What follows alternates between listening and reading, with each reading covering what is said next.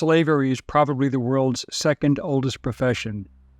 It has been experienced by nearly every culture and society in history, and the West African transatlantic slave trade seems to be the only version that is taught or even discussed.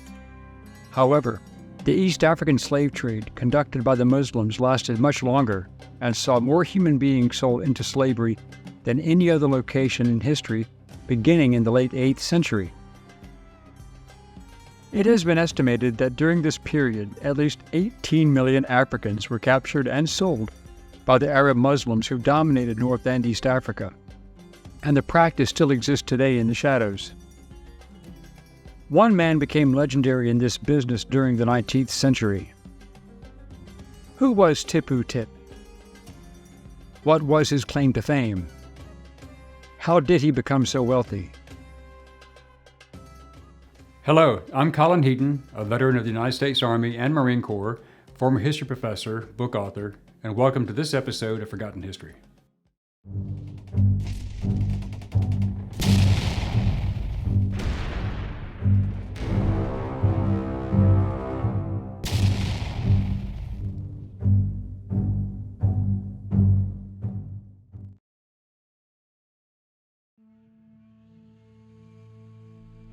East Africa has always been a hotbed of slavery. The coastal ports of modern-day Tanzania, Somalia, and Kenya supplied the human cargo taken from the African interior and exported all over the Middle East, Arabian Peninsula, Persia, which is modern-day Iran, the Indian Ocean islands, and the Indian subcontinent. The island of Zanzibar was the largest slave trading post in history, eclipsing the West African slave ports in modern Guinea, Sierra Leone, Ivory Coast, Senegal, Gambia, Benin, and Togo. One man became the greatest slave trader in the history of the region, and the second greatest in all of history next to Mansa Musa of Mali. His name was Tippu Tip, and he was believed to have been born in 1832 on the island of Zanzibar, and his birth name was Hamad bin Muhammad bin Juma bin Rajab el Murjibi, and he was a Swahili Zanzibar slave owner and slave trader to European colonists. His nickname, Tippu Tip or Tip, which in Swahili means the gatherer together of wealth. In this way, he was much like the 14th century slave trader Mansa Musa, the largest Muslim slave trader in Western and Northern Africa, and considered the richest man in history. Tippu Tip's mother, Bint Habib bin Bashir, was a musket Arab of the ruling class, while his father and paternal grandfather were coastal Swahilis. His paternal great-grandmother was the wife of Rajab bin Muhammad bin Said el-Murgabi. As the daughter of Juma bin Muhammad el-Nabani, a member of a respected Muscat Oman family, and a Bantu woman from the village of Mbwamaji, a small village south of what would later become the German colonial capital of Dar es Salaam in Tanzania. The family started making its fortune by leading trading expeditions into Central Africa, where they traded other goods for ivory from Wamanyema suppliers in Kasango, but also they gathered slaves for the massive slave trade. He also bought the ivory, the capital of the Sultanate Utatera, and resold it for a profit at coastal ports for the global ivory trade. In fact, he became the most famous slave and ivory trader in all of Africa during his lifetime and was responsible for supplying slaves to the Arabs, Ottomans, and Europeans, especially in the Belgian Congo, to supplement their workforce on the rubber plantations. According to his own autobiography, he was given the nickname Tippu Tip after the tip-tip sound that his guns gave off during expeditions in Changu territory. While a young man, Tippu led a group of about 100 men into Central Africa, seeking slaves and ivory. After plundering several territories, he returned to Zanzibar and brought his newfound wealth. His reputation and the wealth he accumulated allowed him to recruit more soldiers. Once he increased his force, he returned to mainland Africa and began building a large trading empire, and being business-minded, used his wealth to establish clove plantations on Zanzibar. According to Abdul Sharif, when he left for his 12-year adventure to build his trading empire on mainland Africa, in modern-day Tanzania and Kenya, he had no plantations. After the Berlin Conference from 1884 to 1885, He saw that Africa was about to change. He claimed the Eastern Congo for himself and for the Sultan of Zanzibar, Bargash bin Said el Busaidi, ahead of the Belgians who wanted it all. In his position as the Sultan's protector of Zanzibar's interests in Congo, he was able to maintain excellent relations with the various British, Belgian, Portuguese, and German colonists. In August 1886, fighting broke out between the Swahili tribesmen and the soldiers and rubber plantation owners working under King Leopold II of Belgium at Stanley Falls. Tippu Tip went to the Belgian consul at Zanzibar to try and resolve the crisis, which was bad for business for everyone involved. Tippu Tip assured the Belgian government that he had good intentions and could address the Swahili issue. Tippu Tip was recognized as a strong economic and military force not only in East Africa, but also in Central African politics. As the Europeans began moving into their new colonies, he could see, by 1886, that the balance of power in the region was shifting. Tippu Tip was not just a slave owner and seller, he was also a businessman with many interests, but he was also a diplomat. He knew that he had to maintain good relations with the Europeans to continue doing business. By 1895, his businesses had grown into 7 plantations, and he owned over 10,000 slaves. He also assisted several white European explorers and led expeditions deeper into Africa, including being the guide for both Scottish missionary David Livingstone and Sir Henry Morton Stanley.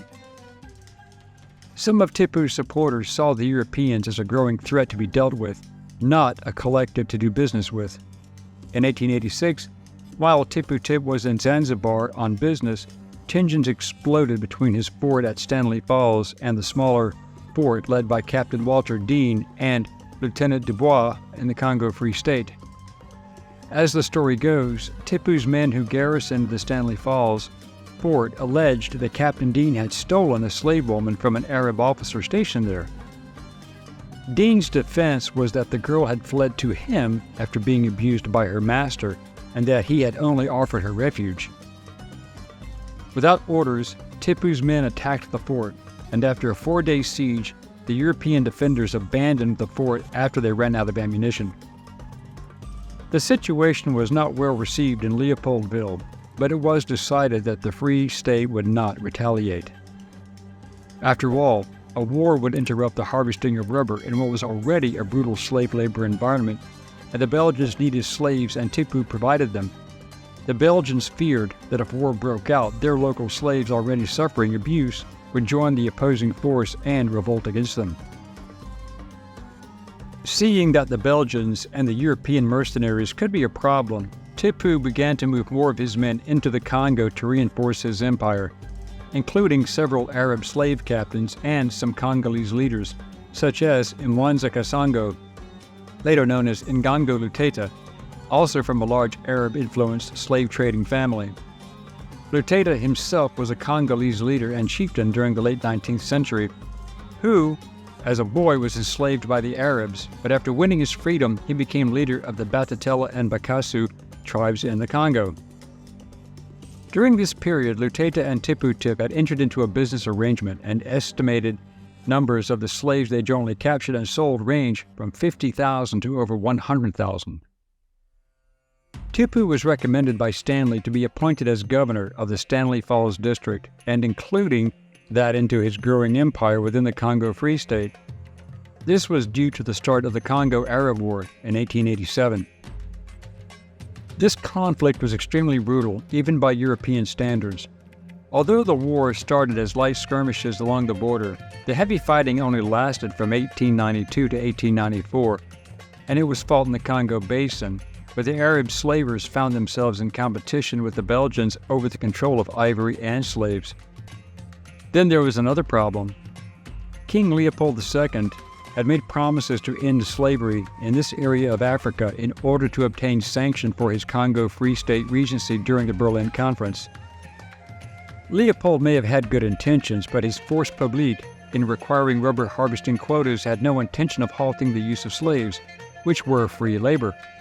Tippu Tip supplied these slaves due to the Belgians paying top prices, cutting the Arab slavers out of the deal. Once the world became aware of the terrible activities in the Congo, Leopold turned against his previous allies in what was presented as a Christian anti-slavery crusade. This was only done for public perception because, ironically, the influx of slaves continued. However, pragmatism being paramount, King Leopold and Sultan Bargash bin Said of Zanzibar agreed to appoint Tippu Tip as the new governor, and he accepted the new assignment. Tippu Tip would still supply slaves to the Belgians, as well as a force of soldiers, while Luteta switched sides and joined the Congo Free State. During this time, Tippu Tip agreed to lead the expedition to rescue the German-born Ottoman governor of Equatoria, Emin Pasha, which today is known as South Sudan and was part of the Ottoman Empire. Governor Pasha and his delegation had been stranded in the Bahr el Ghazal area due to the Mahdi uprising in Sudan. Tip decided to take his relief expedition along with Stanley, taking the fastest route as they traveled back to the Upper Congo. Their route was by boats along the Atlantic coast and then up the Congo River. The relief expedition was a disaster, as attacks and disease wiped out many of his force. Most of the losses were due to tribal attacks, and Stanley, who was in de facto command, put the blame for the failure on Tippu Tip. Due to the weak Belgian military presence and their reliance upon other European mercenaries, as well as other blacks recruited from outside the region to maintain order, Tippu's son Sifu bin Hamid and a trader known as Rumaliza routed the Belgians and took total control of the ports and trade routes in the area around Lake Tanganyika. However, Rumaliza considered Tippu's deal with the Congo Free State somewhat treasonous, and he abandoned his deal with the Congo Free State and swore loyalty to the Zanzibar Sultan Bargash bin Said, who still supplied Arabs with slaves and ivory. Many of the black soldiers in the Force Publique were in fact men who Tippu Tip supplied from his own forces, and they were considered reliable, skilled, and ruthless, which served the Belgians well. They also gathered slaves.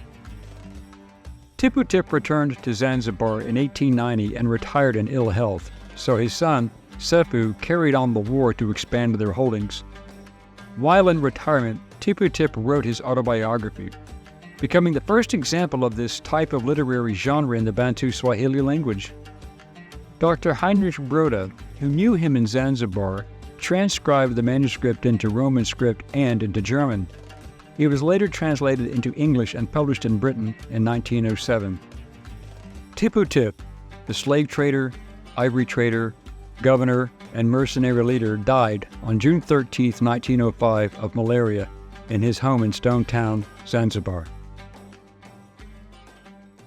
Thank you for watching Forgotten History. Please click like, subscribe, and share. Send us comments and show ideas, and we will get back to you as soon as possible. Until next time.